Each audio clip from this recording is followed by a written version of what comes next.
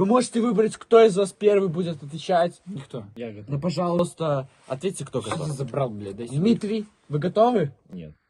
И я. Кирилл, Готов. вы готовы? Да. Прошу вас, пожалуйста, ответьте, что с вами произошло? Так вот.